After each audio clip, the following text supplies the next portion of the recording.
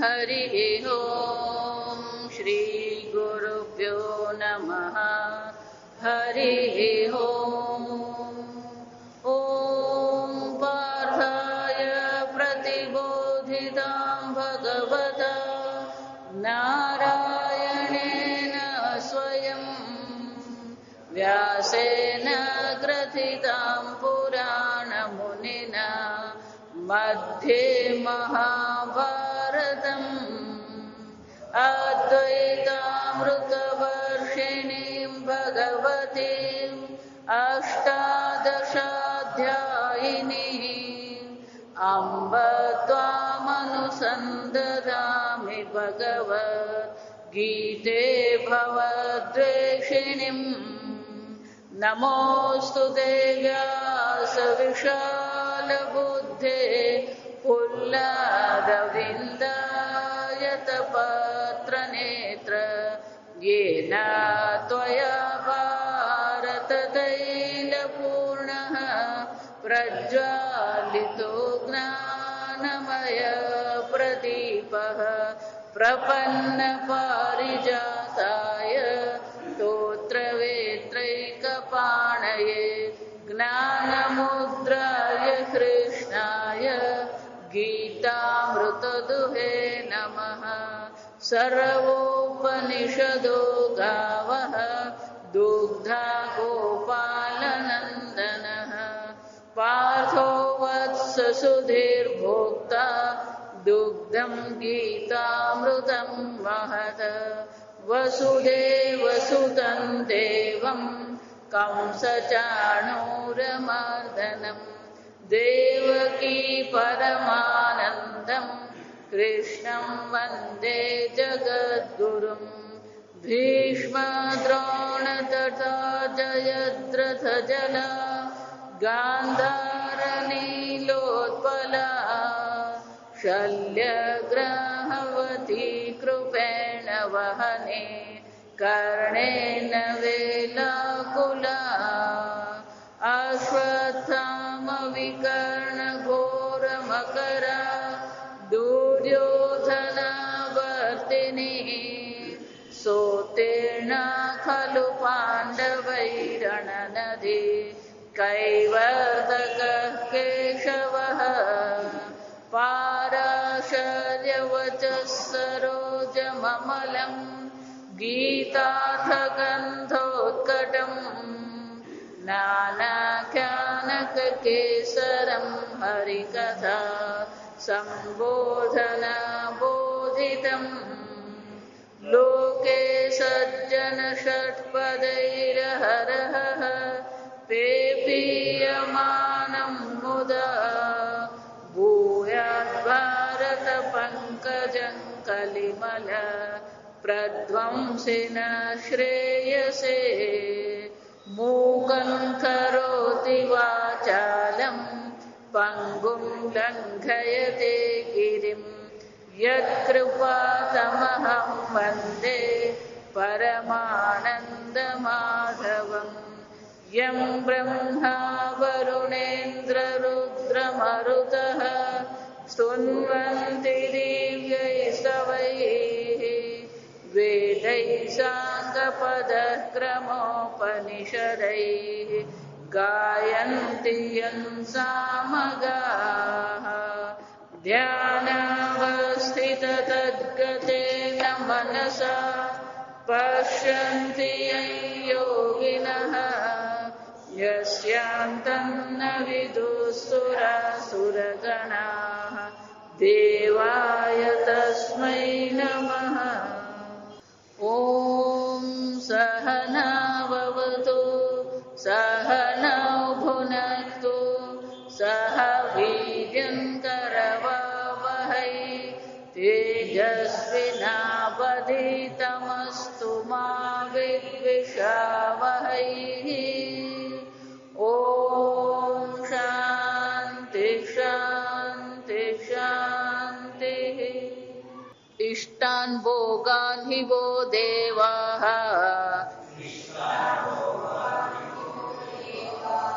दास्यन्ते यज्ञभाविताः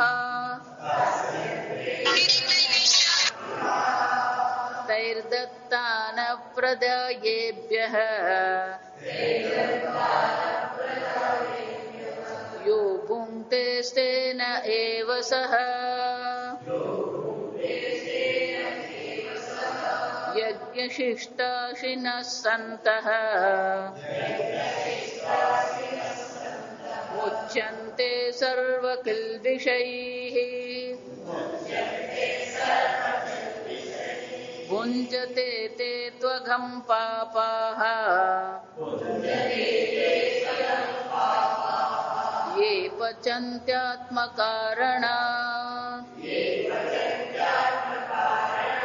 अन्नाद् भवन्ति भूतानि पर्जन्यादन्न संभवः यज्ञाद् भवति पर्जन्यः पर्जन्याद् यज्ञः कर्म समुद्भवः कर्म ब्रह्मोद्भवं विद्धि ब्रह्माक्षर समुद्भवम् तस्मात् सर्वगतं ब्रह्म नित्यं यज्ञे प्रतिष्ठितम् દેવતાઓને આપ્યા વિના જે ભોગવે છે એ ચોર છે. આમ ભગવાન સમજાવી રહ્યા છે કે દેવતાઓની કૃપાથી જ આ શરીર ચાલી રહ્યું છે, દેવતાઓની કૃપાથી જ કર્મ થઈ રહ્યા છે, દેવતાઓની કૃપાથી જ કર્મફળ ઉત્પન્ન થાય છે. અને એટલા માટે આપણને જે પણ કંઈ મળી રહ્યું છે એ સર્વ આપણે દેવતાઓને પણ શું કરીએ? અર્પણ કરીએ. પુષ્ટિ માર્ગ જે કહેવાય વલ્લભાચાર્યને, પુષ્ટિ માર્ગમાં લાલાની સેવા છે. પણ લાલાની સેવામાં કેવું છે તો કે ઘરમાં કોઈ પણ વસ્તુ આવે, ઘરમાં અનાજ પાણી આવે એટલે એક વાટકી અનાજ કોને ધરાવવાનું? જો મીઠાઈ, આપણે તો મીઠાઈનું ખોખું ખોલ્યું નથી, મોઢામાં ગયું નથી. જો આ સમજ, આ ભોગ બુદ્ધિ. મીઠાઈ આવી છે તો પહેલું મીઠાઈનો કટકો કોને ધરાવ્યા? ભગવાનને, લાલાને ધરાવ્યા. આપણા માટે નવું વસ્ત્ર આવ્યું તો પછી ભગવાન માટે પણ શું કરીએ? નવું વસ્ત્ર લાવે. આ મુસલમાન લોકો હોય અને પેલું જુમ્મા ટુ જુમ્મા એવું કહેવાય, જુમ્મે ટુ જુમ્મે. જુમ્મા એટલે શુક્રવાર, પેલો શુક્રવારથી શુક્રવાર કરતો હોય એમ આપણે ઘરમાં પેલો હરખે હરખે પેલો લાલો ઘરમાં લઈ તો આવીએ. મુસલમાન તો પેલો જુમ્માથી જુમ્મા કરે. જો આ સમજ, આપણે જન્માષ્ટમી ટુ જન્માષ્ટમી કરીએ. આ વિચારજો, જન્માષ્ટમી આવે ને નવો વગો લાવે ને પહેરાય, પછી આખું વરસ લાલાને શું છે? આ પહેરીને બેહી રહે. જો આ સમજ, આપણા માટે નવી ચાદર આવી તો લાલાને પણ શું કરીએ? એક નવી ચાદર, સરસ ભગવાનનું આસન લાવીએ નવું.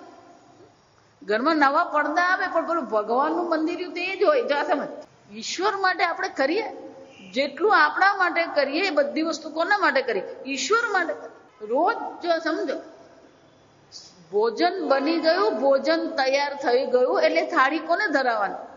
ભગવાનને ધરાવી જ દેવાની થાળી. માતાજી આજે દાળ ઢોકળી, એ ભગવાન દાળ ઢોકળી ખાય, ચિંતા નહીં કરવાની. તૈયાર થાય એટલે રસોઈ શું કરી દેવાની? ભગવાનને ધરાવી જ દેવાની. કેમ? આ ભગવાનની કૃપાથી જ મળ્યું. ભગવાનની કૃપાથી જ આપણે ભોજન કરીએ છીએ. સમજો, આમ સંપ્રદાય આપણો જે છે, પૂજા પાઠની પદ્ધતિ છે, આપણો દૈનિક જીવનનો જે વ્યવહાર છે એમાં પણ શું છે? આ ઈશ્વર આપણા જીવનમાં વણાવવો જોઈએ. આપણે જીવનમાં શું કરીએ છીએ? આપણું લૌકિક જીવન અને આપણું ઈશ્વર સાથેનો સંબંધ બેને શું કરી દીધા? પેલો વિભાજિત કરી નાખ્યા. હું કહું રાત્રે આપણે આઈસ્ક્રીમ લાવે તો આઈસ્ક્રીમ પણ શું કરીએ? ભગવાનને ધરાવો તમે આઈસ્ક્રીમ, પછી ખાઓ.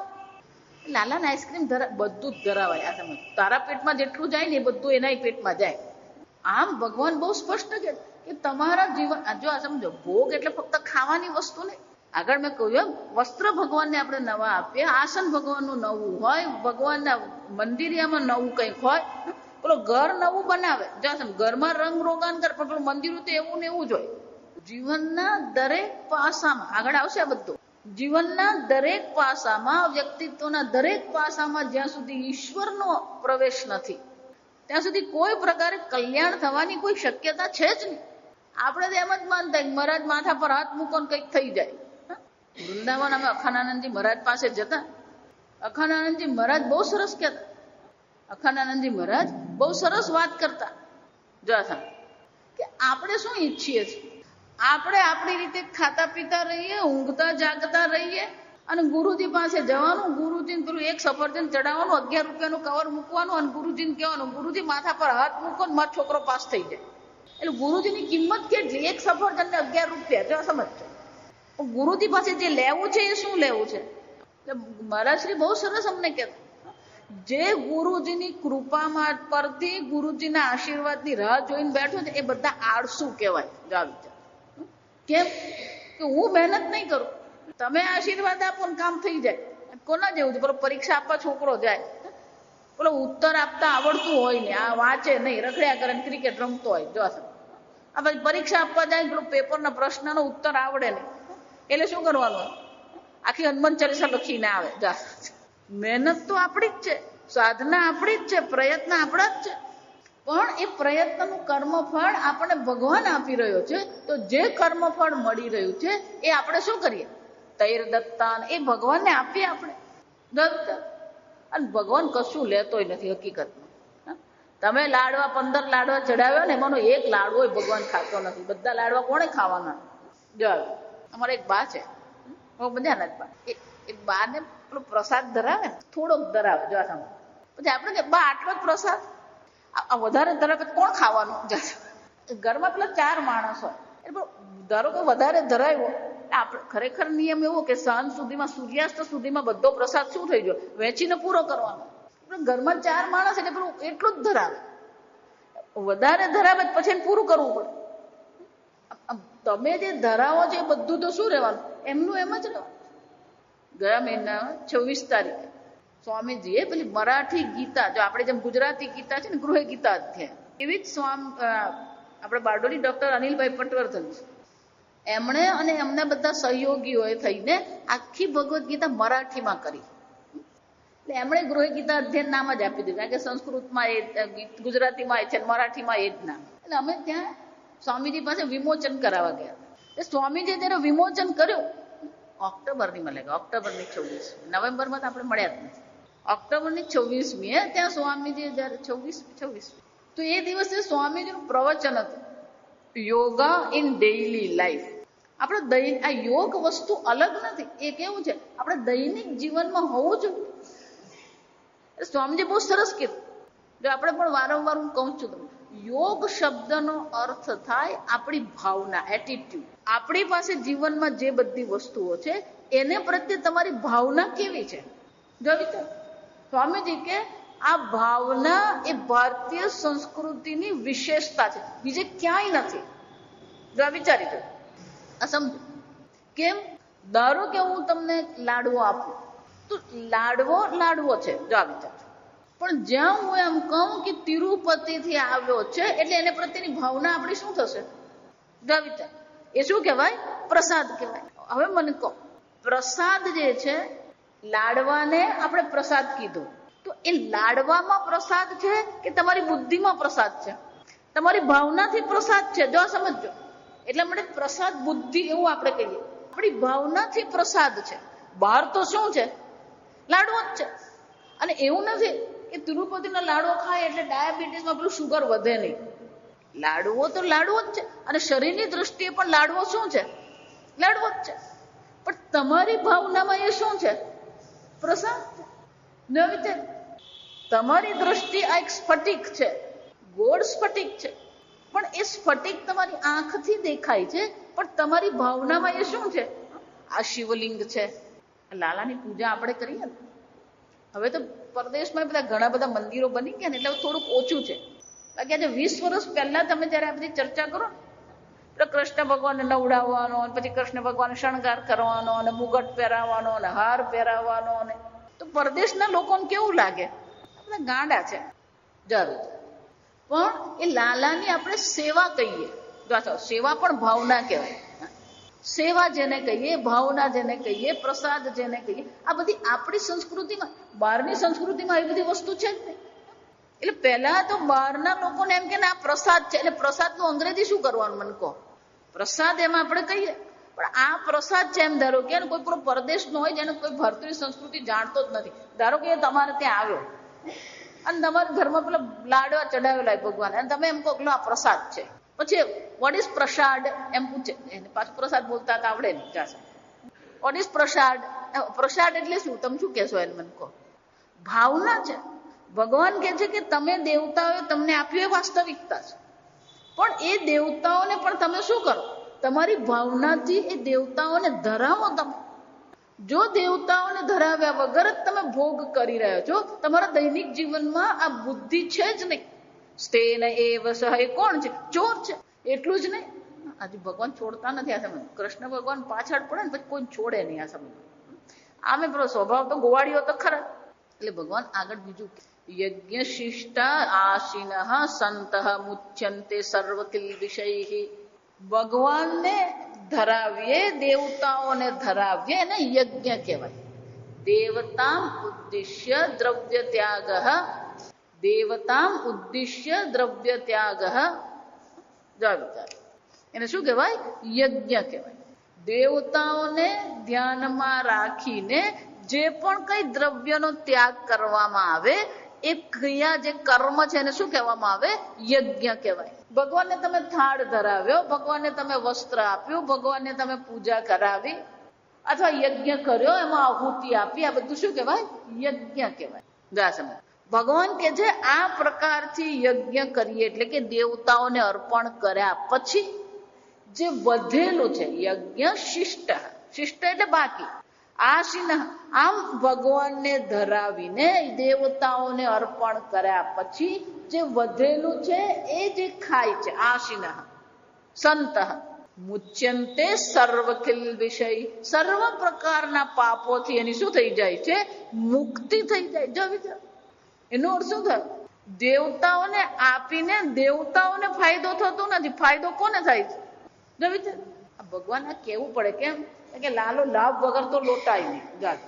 કંઈક તો લાલચ આપવી જ પડે કે તું દેવતાઓને આપીશ તો દેવતાઓ જે પ્રસન્ન થશે, અને એ દેવતાઓ પ્રસન્ન થવાથી શું થશે? મુચ્યંતે સર્વ કિલ્બિષૈઃ સર્વ પાપૈઃ.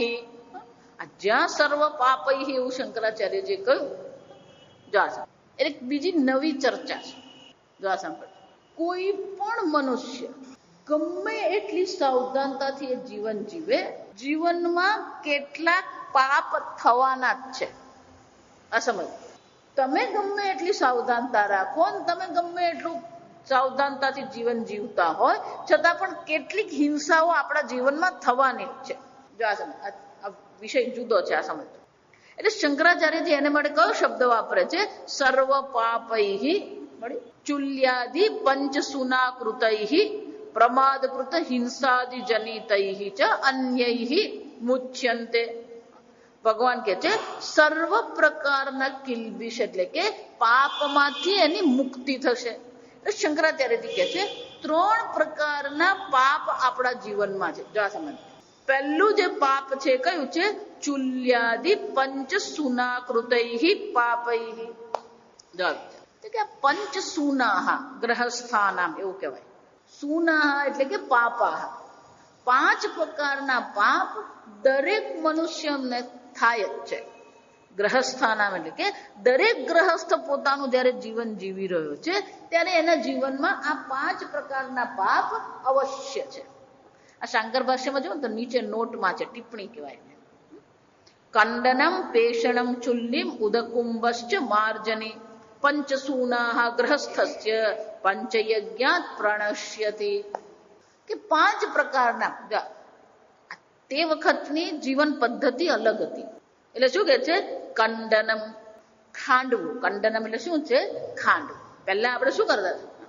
જો વિચારો, આપણી ત્રીજી પેઢી પણ જોઈએ ને, એટલે કે આપણા દાદાઓ જોઈએ તો તે વખતે આ મશીન નતા. એ લોકો શું કરતા હતા? ખાંડવાનું જ હતું.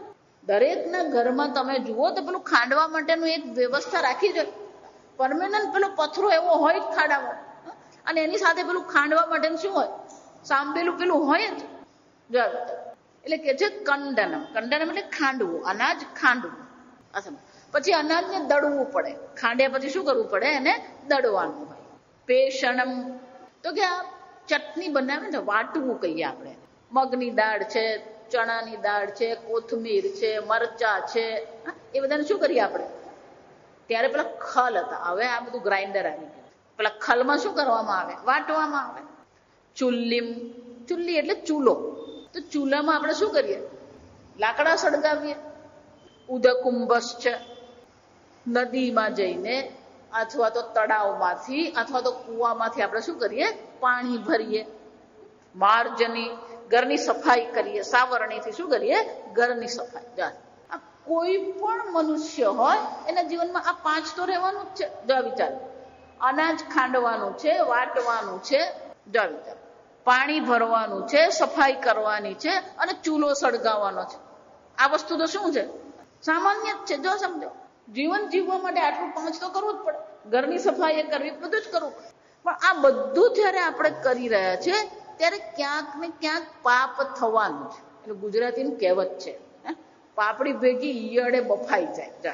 ચૂલામાં લાકડા સળગાવીએ, પણ એ લાકડામાં ઘણી વાર શું હોય? જીવજંતુઓ હોય, તો એ જીવજંતુઓ પણ શું થઈ જાય? બળી જ જવાના છે. કૂવામાંથી પાણી ભરીએ કે તળાવમાંથી પાણી ભરીએ તો ત્યાં પણ શું થવાનું? હિંસા થવાની જ છે. જો વિચાર, ગમે એટલી આપણે સાવધાનતા રાખીએ. આ તો ખાલી 5 ગણાવ્યા, સમજ. 5 નહીં, આપણે ચાલીએ ત્યારે પણ શું થાય? ચાલવામાં કઈ કેટલી વાર શું થતું હોય? પછી કીડી હોય, મંકોડા હોય, બધું શું થાય? પણ સ્કૂટર આમ બિંદાસ આમ ચલાવતો હોય, એ સ્કૂટર ચલાવતો હોય, એના પૈડા નીચે કઈ કેટલી વસ્તુ આવી જતી હોય, એને ખબર નહીં હોય. તો ચાલવામાં, બોલવામાં હિંસા છે, હકીકત જ છે. આ કહું છું, આ પણ ખબર પડતી નથી. બાકી કઈ કેટલાય બેક્ટેરિયા પેટમાં જાય ને કેટલા બેક્ટેરિયા મરી જતા હોય. જો એનો અર્થ શું થાય? ફક્ત જીવન જીવવા માટે જ આ બધી હિંસા થવાની જ છે. અને જો રોજ બરોજની આ હિંસાઓ થતી જ હોય તો પછી જો એણે આ દેવતાઓને અર્પણ કર્યું નથી, યજ્ઞ કર્મ કર્યા નથી, પૂજા કરી નથી, પ્રાર્થના કરી નથી, તો આ બધા પાપ શું થવાના? આપણા ખાતામાં જમા થયેલા જ છે. જો આ સમય એટલે શું કે છે? પંચસૂના ગ્રહસ્થાના. તો કે ગ્રહસ્થ ફક્ત જીવન જીવવા માટે એને આ 5 પાપ તો થવાના જ. આ સમજો. તો કે જો 5 પાપ રોજ થતા હોય તો પછી એની પણ શું કરવી પડે? જો વિચાર, ઘરમાં રહીએ છે તો ઘરની શું કરવી પડે? રોજ શું કરીએ આપણે? સફાઈ કરવી જ પડે. કપડાં રોજ પહેરીએ છીએ તો રોજ કપડાને શું કરવું પડે? ધોવા જ પડે. વાસણો વાપરીએ છીએ તો વાસણોને પણ શું કરવા પડે? સફાઈ કરવી જ પડે. આ શરીર પણ મહેનત કરીએ, કર્મ કરીએ તો શરીર પણ શું થવાનું? એનો પરસેવો થવાનું, ધૂળ લાગવાની, તો એને પણ શું કરવું પડે? સ્નાન ધોવું પડે નહીં કહેવાય, સ્નાન કરાવવાનું. પછી બધે જ પેલું લીધું. ઘરની સફાઈ કરીએ, કપડાં ધોઈએ, વાસણો ધોઈએ, શરીરને સ્નાન કરાવવું પડે. રોજ રોજ જે આપણે વસ્તુ વાપરતા હોય એ વસ્તુ શું થવાની? ગંદી થવાની જ છે. અને એ ગંદી થાય તો એને શું કરવાની? સફાઈ કરવી જ પડે. તો આપણે જન્મ્યા ત્યારથી આ મન વાપરીએ છીએ કે નથી વાપરતા? જો વિચારી, તમે જન્મ્યા ત્યારથી આ મનને વાપરી રહ્યા છો. જે વસ્તુ આપણે વાપરીએ એ ગંદી થવાની છે. તો મન વાપરીએ છીએ કે નથી વાપરતા? વાપરીએ છીએ. મન વાપરવું એટલે કે અનેક વિષયો આપણે ગ્રહણ કરતા જ રહીએ છીએ. અને બધા વિષયો સાત્વિક જ છે એવું જરૂરી છે? શું જોઈએ છે, શું સાંભળીએ છીએ, શું ખાઈએ છીએ, શું સ્પર્શ કરીએ. જો આપણે ત્યાં જુઓ, બ્રાહ્મણોને સ્પર્શાસ્પર્શનું તો કંઈ છે જ નહીં. કોને સ્પર્શ કરવો, કોનો સ્પર્શ ન કરવો, અને સ્પર્શ કર્યો તો શું, કોઈ જાતની કોઈ આપણે ત્યાં ચિંતા જ નથી. વિચાર, આશ્રમમાં જાઓ ને ત્યાં આ જ હાલત છે. કોઈને કઈ સ્પર્શનું કોઈ ભાન જ નથી. તમે પીરસો ને તો પીરસવાનું એવી રીતે હોવું જોઈએ કે પેલી થાળીમાં તમારો ચમચો લાગવો નહીં જોઈએ. પણ તમે જોજો, બધા પીરસે શું કરે? અને એમાં તમે લગનની પંગતમાં ખાવ તો શું થાય? અહીંયા ગીતામાં, હું નથી કહેતા, ગીતામાં જ ભગવાન કહે છે, આ 3 પ્રકારના અન્ન છે. એમાં ભગવાને કીધું છે આ જૂઠું જે અન્ન હોય, એઠું અન્ન હોય, એ તામસિક અન્ન કહેવાય. એનો અર્થ શું થાય? લગ્નમાં આપણે જેટલું ખાઈએ છીએ બધું શું છે? સ્પર્શાસ્પર્શનો કોઈ આપણે છે. પેલો કૂતરાને રમાડે અને પછી ઘર જઈને કેળું ખાવા દે, પણ તું હાથ તો ધો. સાવરણીએ પેલું તમે કચરો કાઢ્યો, પેલો ભર્યો મૂકી દીધો, પછી શું કરવું જોઈએ?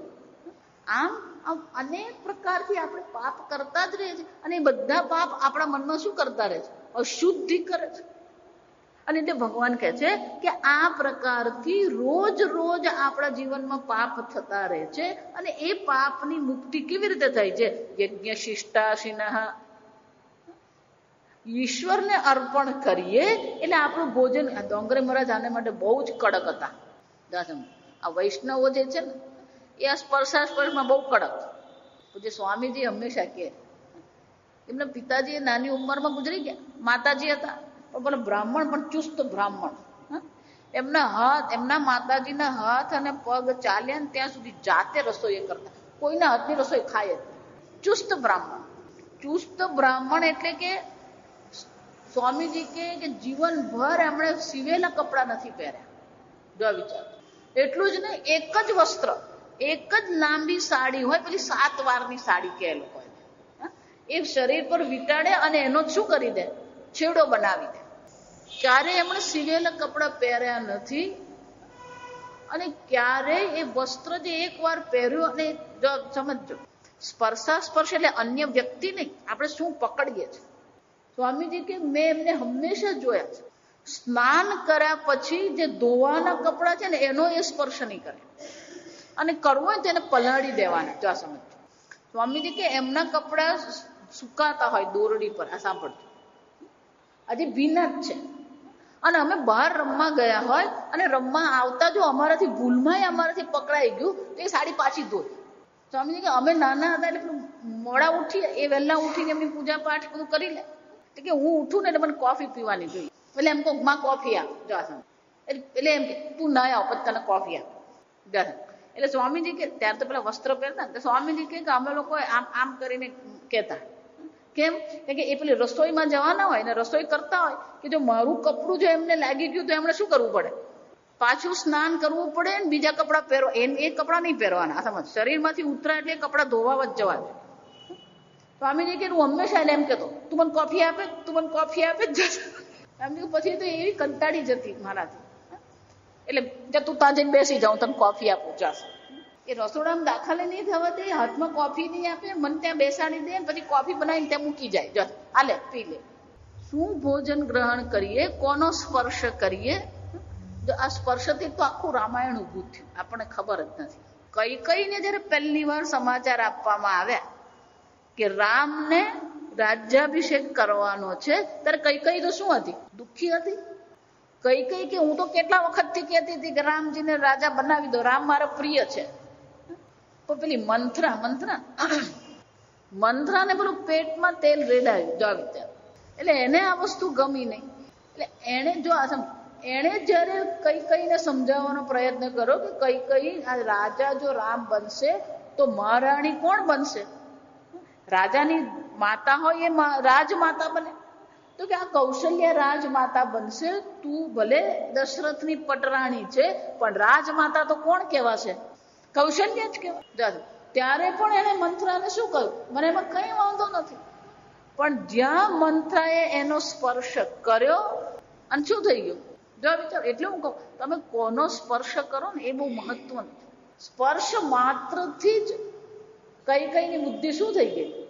આખી બદલાઈ ગઈ. વિચાર, જો આ સ્પર્શ માત્રથી થતું હોય કે જોવા માત્રથી થતું હોય? જો આ જોવા માત્રથી છે, હા સમજો. આપણું પુરાણ છે ને બહુ મજાનું છે, જાત જાતની વાર્તાઓ છે, પણ આપણને બધી વાર્તા સાંભળીને મજા પડી ગઈ, હોઈ ગયા. ભરત કોનો પુત્ર હતો ખબર? કથા થોડીક તો ખબર હોવી જોઈએ. એ ભરત પરથી જ આ ભારત નામ પડ્યું. એ ભરત કોનો પુત્ર હતો? શકુંતલા. મેનકા અને શકુંતલા. હા બરાબર છે. તે તમે કહ્યું કેમ મોટા.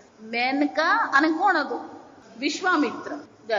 વિશ્વામિત્રને એમ થયું કે હું બહાર બેસીને જો કરીશ તો કંઈક ને કંઈક મને સંભળાશે, કંઈક ને કંઈક મને દેખાઈ જશે અને મારી તપશ્ચર્યાનો ભંગ થશે. એટલે એમણે શું કર્યું? પેલા જળમાં બેસીને એમણે તપશ્ચર્યા કરી. જા વિચાર, જળમાં બેસીને તપશ્ચર્યા કરતા હતા.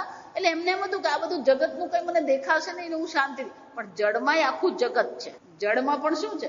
આખું જગત છે. જા વિચાર, આટલી તપશ્ચર્યા વિશ્વામિત્ર કરી રહ્યા હતા, પણ જળમાં એમણે 2 માછલીને મૈથુન કરતા જોયું અને એમના મનમાં શું થયું? એમના મનમાં પેલી ઈચ્છા જાગૃત થઈ, ઇન્દ્રિય મેનકાને મોકલી અને પોતાના પર શું છે એનો અર્થ શું છે, આપણે શું જોઈએ છે, શું સાંભળીએ છીએ, શું ખાઈએ છીએ, આ બધાની અસર આપણા મન પર છે. હું વારંવાર તમને કહું છું. તમને એમ થતું હશે આ બધા કઈ નહીં, હવે તો ઠીક છે.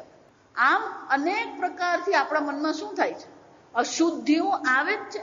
અનેક પ્રકારના પાપ, અનેક પ્રકારના ભોગ, અનેક પ્રકારની અશુદ્ધિ આપણા જીવનમાં શું છે, મનમાં પ્રવેશી જ રહી છે. જીવન જીવતા જીવતા જ થાય. આપણે વિશેષ પ્રકારથી કરીએ છીએ એમને, આપણું જીવન જ આપણે જીવી રહ્યા છે, પણ આ બધી મનમાં અશુદ્ધિ આવે જ છે. આ સમજો. અને એટલે શું કે છે, પંચસૂના ગ્રહસ્થાન.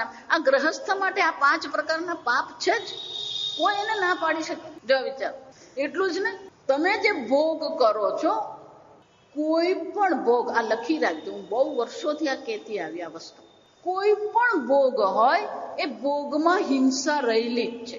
ભલે તમે એમ કહો કે આ સાત્વિક અન્ન છે, સાત્વિક મન છે, કે સાત્વિક વ્યક્તિ છે, પણ ભોગમાં શું છે, હિંસા રહેલી જ છે.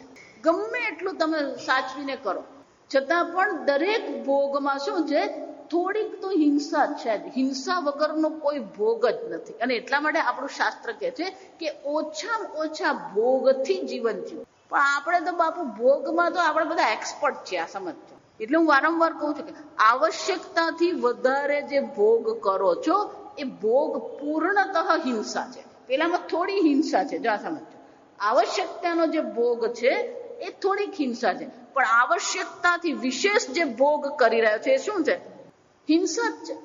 કોકને ઘરે હતી, જો આ સમજો, આંખ ને કાન ખુલ્લા રાખીને તો 50 પ્રકારના દ્રષ્ટાંત મળી રહે. એટલે પેલા બેન હતા ને, એને દિયર આવ્યા હતા એમને કે કોઈ પ્રસંગ હતો, એટલે પેલા ભાભી ને દિયર ને બધા શું કરવાના, પેલા પ્રસંગમાં જવાનું. વર્ષોથી રહેતા હોય એટલે પેલા એકબીજાને જોતા હોય, જાણતા હોય, ઓળખતા હોય. એટલે દિયર સહેજે બોલ્યો, જા સાંભળ ભાભી, હું જયારે પણ આવું ત્યારે તમે નવી જ સાડી પહેરો, તમે આ સાડી કેટલી તમારી પાસે? જા કે ના, હું તો જા સાંભળ, કેટલી સાડી છે એ તો જવાબ આપ્યો જ નહીં, પણ જુદો જ જવાબ આપ્યો. હું તો જ્યાં જાઉં ને ત્યાંથી મને ગમે ને તો હું 2-4 સાડી તો લઈ જાઉં. હકીકત તમને એ બેનની પાસે એટલી સાડી છે કે રોજ નવી પહેરે ને તોય આખું વર્ષ નીકળી જાય. કોઈ પણ જગ્યાએ જો એ ગઈ હોય ને દુકાનમાં તો 4-5 સાડી વગર તો એ નીકળે જ નહીં. તો વિચાર, શાના માટે આટલી બધી સાડીઓ?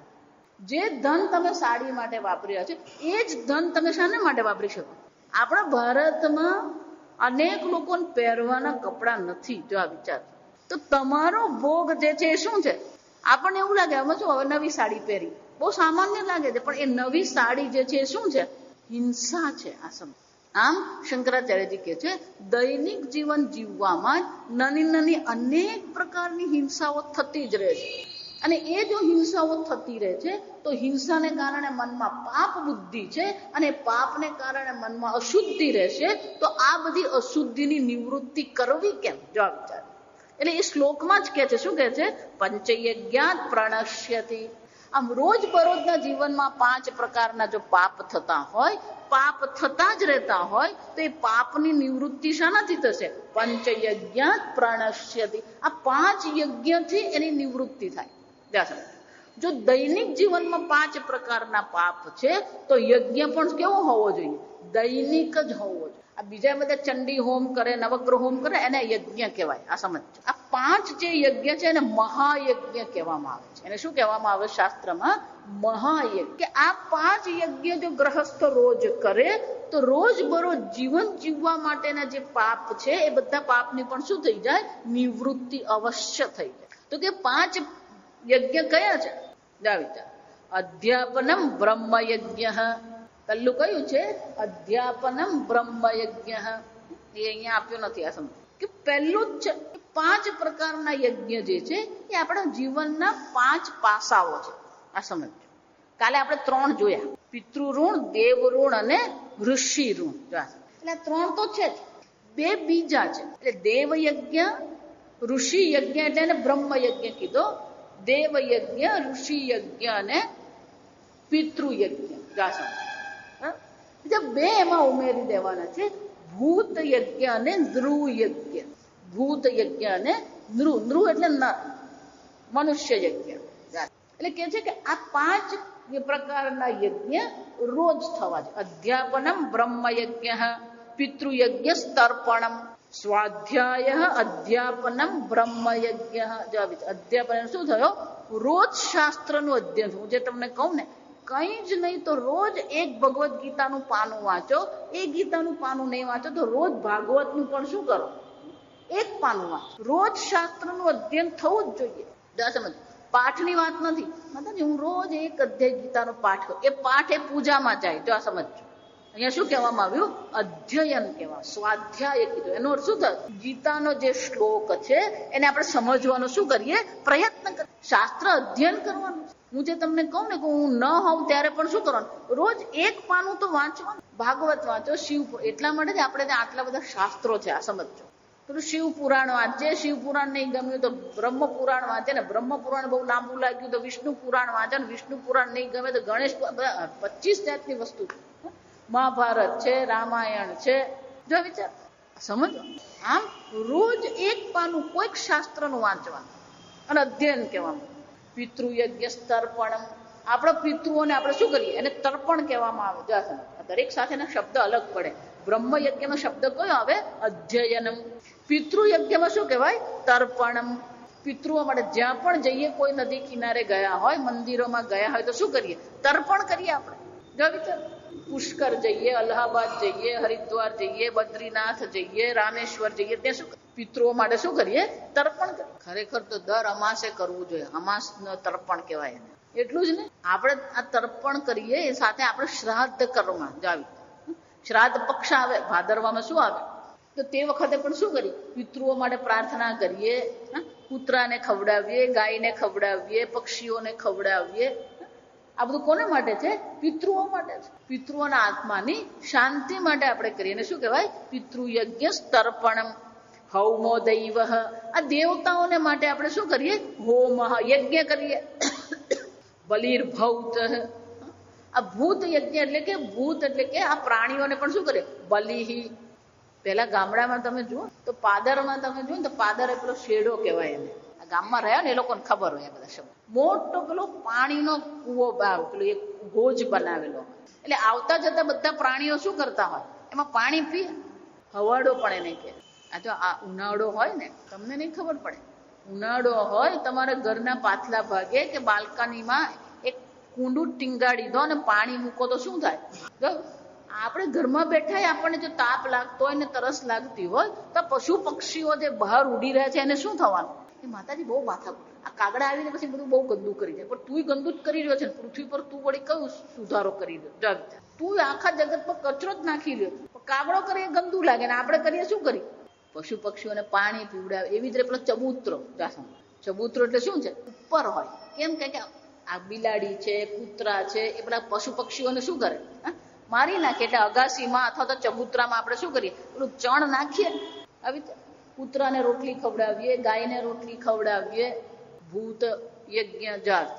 આપણી આજુબાજુ જેટલા છે બધાને શું કરે? કીડીને પણ આપવાનું જોઈએ. કીડીને આપો નહીં ને એટલે આ ઘરમાં પછી કીડી આવે. આ સમજો, ઘરમાં કીડી આવે ને એટલે એનો ભાગ લેવા આવી છે. એમ નહીં માનવાનું કે આ કીડીને મારી નાખું. એ એનું શું કરવા આવી છે? કીડી એમ કે છે કે મારો ભાગ તું મને આપ. જ્યાંથી પણ તમારા ઘરમાં કીડી આવતી હોય ને, કશું જ કરવાનું નહીં. જ્યાંથી કીડી આવતી હોય ને ત્યાં પેલો ઘઉંનો લોટ 2 ચમચી શું કરી દેવાનું? એને તમારા ઘરમાં કોઈ રુચિ નથી, તમારામાં કોઈ રુચિ નથી. આ સમજો, આમે કોઈને કોઈ રુચિ હોતી જ નથી કોઈનામાં. કારણ કે પોતાનામાંથી ઊંચા નહીં આવતા. અમે પેલા જંગલમાં આશ્રમમાં રહેતા ને, ત્યાં તો કીડી વીછી બધું ત્યાં સમજો. ત્યાં પેલી જંગલમાં કાળી કીડી થાય, જરાક મોટી હોય અને કરડે ને તો બરાડો પડાવી દે. આ સમજો. એટલે બધી કીડીઓ પેલી આવે રૂમમાં. એટલે અમે સ્વામીજીને જઈને એમ કે સ્વામીજી બધી બહુ કીડીઓ આવે. ઉનાળો થાય ને એટલે પેલું નીચે બધી ગરમી તપે. જંગલમાં જમીન તપે ને, તપે એટલે બધી કીડીઓ શું થાય? પેલું બહાર નીકળે. બહાર નીકળે, હવે એ જાય ક્યાં? તો આપણો રૂમ પેલો બંધ હોય ને એટલે રૂમમાં ઠંડક હોય. એટલે બધી કીડીઓ શું કરે? પેલો રૂમમાં આવે. અને બહાર સુકાઈ ગયું એટલે ખાવાનું કંઈ મળે નહીં. એટલે પછી અમે વિચાર કરીએ કરવું શું. પછી અમે એક બહુ મજાનો ઉપાય શોધી કાઢે. અત્યારે ખબર ને, પણ ત્યારે પેલી લેક્ટો કરીને એક પીપરમીટ મળતી. લેક્ટો કરીને પીળા રંગની પેલા પેપરમાં આવતી. એટલે અમે બધા પેલું પીપરમીટ મંગાવી જાસમ. અને પછી એનું રેપર થોડુંક ખોલી નાખવાનું અને પછી પેલું બારી પર મૂકી દે. એટલે બધી કીડી ક્યાં જાય? પીપરમીટ. એટલે પેલી એક રૂમમાં આવે જ નહીં. પછી જો આખી નહીં ખોલી નાખે, આખી ખોલી નાખે તો કલાકમાં તમારી પીપરમીટ પૂરી કરી નાખે. આ સમજવું. એટલે રેપર થોડુંક ખોલેલું અને પેલું પેલા અંદરથી શું કરે? પેલી જાય નીકળે. પછી જોઈએ પેલું રેપર ખોલીને કે પેપરમીટ પૂરી થઈ ગઈ એટલે શું કરવાનું, પેલું બીજી ભૂત યજ્ઞ, આને શું કહેવાય, ભૂત યજ્ઞ. ગૌશાળા છે તો ગૌશાળામાં આપણે શું કરીએ, ઘાસ ચારો આપણે આપીએ ગાયોને. અત્યારે તો ગાયોની શું હાલત છે ને તમને હું કહું ને તો તમને કલ્પના પણ નહીં આવે. આચાર્ય સભા હમણાં ગઈ, આચાર્ય સભામાં જે બધી ચર્ચાઓ થઈ છે એ તો ચર્ચા કરવાની આપણે બાકી જ છે. તામિલનાડુ અને કેરાલા થઈને રોજની 1 લાખ ગાય કપાય છે. આ વિચાર છે. એટલું જ નહીં, આ સરકાર ક્યાં શું કરવા બેઠી છે. ગો માંસ, જો સમજો, લાલ બહાદુર શાસ્ત્રી એમણે હરિત ક્રાંતિ કરી, તમને ખબર હોય, જે જૂના છે ને એ બધાને ખબર છે. હરિત ક્રાંતિ એટલે કે આખા દેશમાં આપણે બીજા પાસે અનાજ માંગવું પડતું હતું એ વખતે, એટલે એમણે એવી વ્યવસ્થા ઊભી કરી કે આપણે બહારથી શું છે અનાજ મંગાવવું જ નહીં પડે. એ જ રીતે દૂધની પણ આપણને બહુ સમસ્યા હતી. આ કુરિયન થઈ ગયા આપણે અમૂલ, સમજો, અમૂલ જે શરૂ થયું કુરિયન, એને શ્વેત ક્રાંતિ કહેવામાં આવે. એને શું કહેવામાં આવે, શ્વેત ક્રાંતિ. એમણે એવી આખી એક વ્યવસ્થા ઊભી કરી કે જેમાં બહેનો પાસેથી 1-2 લીટર પણ દૂધનું કલેક્શન થાય અને પછી એ દૂધ ભેગું કરે, એનું પાસ્ચ્યુરાઇઝ થાય અને પછી એવી જ રીતે આપણે ત્યાં પણ છે વસુધારા પણ ડેરી, પછી એના પરથી જ નીકળી. જો સમજો, પહેલું શું છે આ અમૂલ નીકળ્યું, ત્યાર પછી સુરતમાં પેલું સુમૂલ, પછી પેલી 84 ડેરી હતી. પહેલા તો 84 ડેરીનું દૂધ બધા પીવા, વસુધારા ડેરી તો હમણાંની છે. સમજો, તો દૂધનું પણ પેલું ખેડૂતોને પૈસા મળતા નતા, અવ્યવસ્થા હતી, તો એને માટે આ કુરિયને આવીને શું કર્યું, એને શ્વેત ક્રાંતિ કહેવામાં આવે. પહેલા પેલી હરિત ક્રાંતિ થઈ એટલે કે અનાજ પાણીની વ્યવસ્થા થઈ, શાકભાજીની વ્યવસ્થા થઈ. આ હરિત ક્રાંતિ થઈ, પછી શ્વેત ક્રાંતિ થઈ.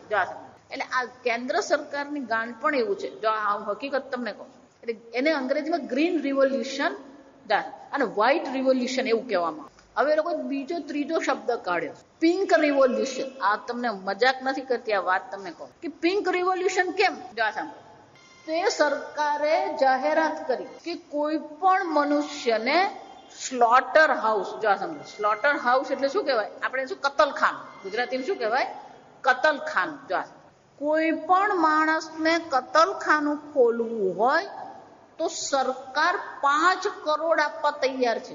અને 5 કરોડ આટલું બધું કેમ કરવાનું, તો કે પરદેશમાં આપણે જેમ હવે અનાજનો નિકાસ કરીએ છીએ, ફળનો નિકાસ કરીએ છીએ, ફૂલનો નિકાસ આપણે ત્યાંથી થાય છે. આ સમજો, હવે આપણે ગોમાંસનો નિકાસ કરવાના અને ગોમાંસ પેલું ગુલાબી રંગનું આવે એટલે એને શું કીધું, પિંક રિવોલ્યુશન. એટલે કહું, તમે કોને મત આપો ને એ વિચારીને આપજો. અપાઈ ગયા. કેન્દ્ર સરકાર આ કતલખાના માટે સબસિડી આપે છે. હમણાં એક સબસિડી પાસ થઈ, હકીકત કહું તમને, હમણાં એક સબસિડી કતલખાનાની પાસ થઈ. એ સબસિડી છે 15 કરોડની. ગાય માતા કહીએ, ગાયની પૂજા કરીએ. અહીંયા ગુજરાત સરકાર કેટલા વખતથી 2 વસ્તુ કરવાનો પ્રયત્ન કરી રહી છે. એક તો આ ગો હત્યા માટેનો કાયદો બનાવવાનો પ્રયત્ન કરે છે, પણ પેલી સરકારે કરવા જ નથી દે. એ જ રીતે ધર્માંતરણ માટેનો કાયદો ક્યારનો ત્યાં કેન્દ્ર સરકારમાં મૂકેલો છે, પણ કેન્દ્ર સરકાર એને પાસ થવા જ નથી દેતી. રાજ્ય સરકારના પણ દરેક કાયદાની મંજૂરી ક્યાંથી આવવી જોઈએ, કેન્દ્ર સરકારમાંથી આવવી. તો ગો હત્યા માટેનો અને ધર્માંતરણના 2 કાયદા ત્યાં સરકારમાં પડેલા છે, એ પાસ થવા જ નથી દેતા. જો વિચાર, આપણે કઈ દિશામાં જઈ રહ્યા. અહીંયા આપણે આ રોજના પાપની વાત કરીએ, ભૂત યજ્ઞની વાત કરીએ, અને ત્યાં બધા પ્રાણીઓનું શું થઈ રહ્યું છે, કતલ થઈ રહ્યું છે. આ વિચાર, ત્યાં એ લોકોએ બધા જે આંકડા કીધા ને, આપણે તો કલ્પનામાં નહીં આવે. અને હું નથી કહેતી, આ સમજો, આ પેપરમાં છપાયેલી વસ્તુ છે કે તામિલનાડુ અને કેરાલામાં આને આખા બધી ગાયોનું ટ્રાફિકિંગ થાય. 1 લાખ. જો ગાય એટલે ફક્ત સ્ત્રીલિંગ નહીં જોવાનું, આ સમજવાનું. વાછરડાય આવી જાય, એમ બળદે આવી જાય, વાછરડાય આવી જાય. સમજો, ખરેખર સંસ્કૃતમાં ગો શબ્દ જે છે ને એમાં સ્ત્રીલિંગ પુલ્લિંગ બંને આવી જાય. આ સમજો, આપણે માટે બધું ગાય અને બળદ આપણે 2 શબ્દ છે. રોજની 1 લાખ ગાયનું કતલ થાય છે. અને એ બધું કેરાલાથી શું કરવામાં આવે છે, નિકાસ કરવામાં આવે. અને એ લોકો એમ માને છે કે જો આપણે કેવી કમાણી કરીએ છીએ. આપણે અહીંયા ભૂત યજ્ઞની ચર્ચા કરીએ છીએ, આપણે ભૂતોને આપણે ખવડાવવાની વાતો કરીએ છીએ, રક્ષાની વાતો કરીએ છીએ. ભૂત યજ્ઞ, પશુ છે, પક્ષી છે, ગાય છે, પ્રાણીઓ, કઈ પણ, કૂતરો છે, બિલાડા, બધાને આ સમજો, ભૂત યજ્ઞ બલિહી, બધાને શું કરવાનું, આપવાનું જ હોય. એટલે જ કહું છું, ફક્ત દેવતાઓને આપવાનું એમ નહીં, આ પ્રાણીઓને પણ શું કરવાનું, આપવાની જરૂર છે. અને છેલ્લું નૃયજ્ઞ અતિથિ પૂજનમ. નૃયજ્ઞ અતિથિ પૂજન. અન્ય મનુષ્યને પણ આપણે શું કરીએ? મદદ કરીએ. આપણા સારા સમયમાં આપણી સાથે કોઈક હાથ મેળવે ને એના કરતા આપણી મુશ્કેલીમાં આપણને જે હાથ મેળવે ને એ વધારે ઉપયોગી છે. આ સમજ. ઉગતા સૂર્યને તો બધા જ પૂજતા હોય, પણ કોઈ પણ મુશ્કેલીમાં હોય અન્ય મનુષ્યને પણ આપણે શું કરવું જોઈએ? મદદ કરવી જ જોઈએ. હમણાં જ એક બેન મને કહેતા હતા, જો આ વિચાર, એ બેન મને કે અમે પણ નહીં કર્યું, બીજાએ પણ નહીં કર્યું. એક ભાઈ એક્સિડન્ટમાં પડ્યા, એમનો પગ તૂટી ગયો અને જેણે એક્સિડન્ટ કર્યો ને એ ભાગી ગયો અને પેલો તડફડતો હતો ત્યાં, કોઈ એને ઉંચકીને હોસ્પિટલ લઈ જવા તૈયાર નહીં. જો આ સમજ. આ બેન પેલા પરદેશથી આવેલા છે, એટલે એ લોકો પણ મદદ કરવા જ્યાં જતા હતા તે પેલા બીજા લોકોએ અટકાવીને કીધું, બેન આ તમે કરતા નહીં, ફસાઈ જશો. તો કે કેમ? કે આ તમે જો લઈને જશો તો તમારે પોલીસ ચોકીએ જઈને શું કરાવવું પડશે? જો વિચાર, આપણા કાયદા કેવા છે, આપણા કાયદા કાનૂન કેવા છે કે બીજા મનુષ્યને આપણે શું છે મદદ કરવા જઈએ ને તો આપણે જ ફસાઈ જાય ને આપણે જ કોઈ બીજાની મદદ લેવી પડે એવી હાલત થઈ જાય. નવસારીમાં એક ઇન્સ્પેક્ટર હતા, હવે તો રિટાયર થઈ ગયા, રાવલ.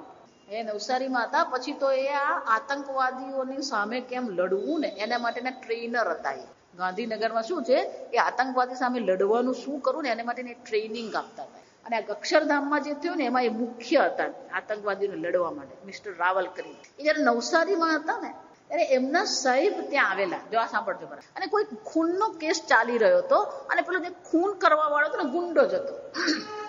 મને કે મારા સાહેબની સાથે અમે લોકો મોટર બાઇક પર જતા હતા અને પેલો ગુંડાને જામીન આપી દીધી એટલે છૂટો બહાર ફરતો હતો. એને આવીને મારા જ દેખતા મારા સાહેબને કે છે કે ગોળી મારી અને ત્યાંને ત્યાં એમનું શરીર ઢળી ગયું. ત્યાં સાંભળજો. મને કે મારા સાહેબ મારી સામે મરી ગયા, પણ હું જાતે કેસ કરી શકું નહીં કારણ કે હું ઇન્સ્પેક્ટર હતો, હું સાક્ષી બની શકું નહીં. કેમ? આ કાયદા કેવા બનાવેલા છે. ઉપર તો કર્યું શું? તો કે કઈ નહીં થયું. કે અન્ય માણસને જીવનની રક્ષા કરવી એ તો આપણું કર્તવ્ય છે. અન્ય માણસને મદદ કરવી એ તો આપણું કર્તવ્ય છે. એમ નહીં માનતા કે બ્રહ્મ ભોજન કરાવી દીધું, અતિથિ પૂજન થઈ ગયું, એમ નહીં માનતા. ફક્ત ભોજન જ બ્રહ્મ ભોજન કરવાથી નૃયજ્ઞ થતો નથી. અન્ય મનુષ્યને તમે મદદ કરો છો કે નથી કરતા? પણ હજી આપણે કાયદા કાનૂન આવા છે, આ સમજો. પણ આપણી સંસ્કૃતિ એવી નથી. કોઈને ઘરે કોઈ માંદું પડ્યું તો આખો મોહલ્લો શું થઈ જાય? પેલું 108 આવે ને એ પહેલા તો પેલો હોસ્પિટલમાં પહોંચી ગયો હોય, આ સમજો. હોસ્પિટલમાં એને શું છે દાખલ કરી જ દેવામાં આવે. હમણાં ધરમપુરમાં પેલી ગઈ ને ત્યાં પેલી અમેરિકાથી એક બહુ યુવાન દંપતી આવેલા. બધી છોકરીને મેં સમજાવ્યું, અમેરિકાથી આવે એ જોવા આવી હતી કે આ બધા સેવા કાર્ય કેવી રીતે થાય છે. એટલે મેં એને કહ્યું, અમેરિકામાં એવું છે કે કોઈ એને હાથ પેલો 9/11 એને આપણી 108 છે ને એવી રીતે 911 છે. એ લોકો 911 એટલે કોઈ પણ મોબાઈલ કે ટેલિફોનથી આપણે જેમ 108 કરીએ ને એ લોકોને શું છે 911 કરે ને એટલે તમે જ્યાં હો ને ત્યાં પેલો પોલીસ પણ આવી જાય અને એમ્બ્યુલન્સ પણ આવી જાય. દશામાં પણ આપણે ત્યાં તો કોઈ રાહ નહીં જો, આપણે શું કરીએ? તરત જ એને લઈ જઈએ. આમ 5 પ્રકારના યજ્ઞ સમજ: મનુષ્ય યજ્ઞ, ભૂત યજ્ઞ, દેવ યજ્ઞ, પિતૃયજ્ઞ અને બ્રહ્મ યજ્ઞ. અને શું કહે છે? પંચયજ્ઞાત પ્રણશ્યતિ. આ 5 યજ્ઞથી આ રોજબરોજના જીવનમાં આપણને જે હિંસા થાય છે, પાપ થાય છે, એ પાપની નિવૃત્તિ શાનાથી થશે?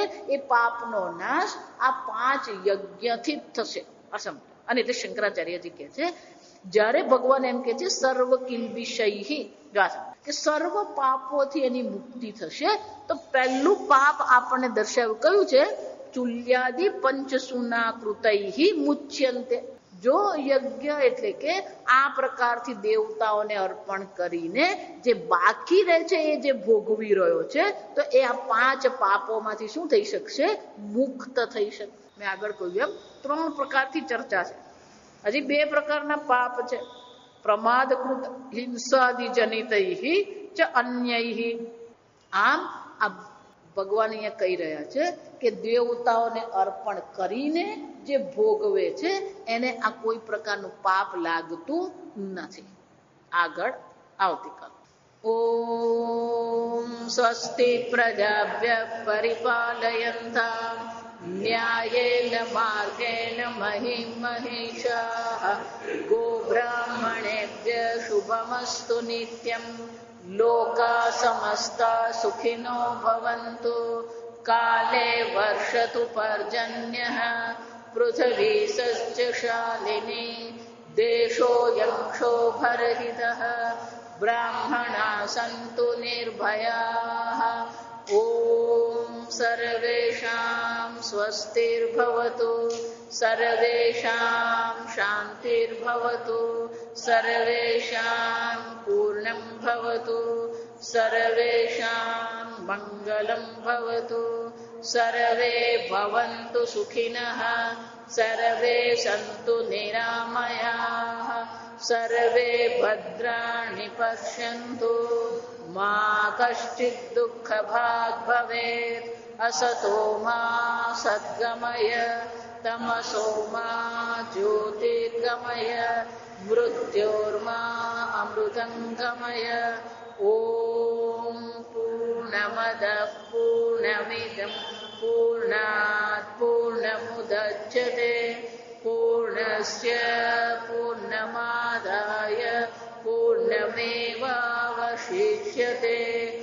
ॐ शान्ति शान्ति शान्तिः हरिः ॐ श्रीगुरुभ्यो नमः हरिः ॐ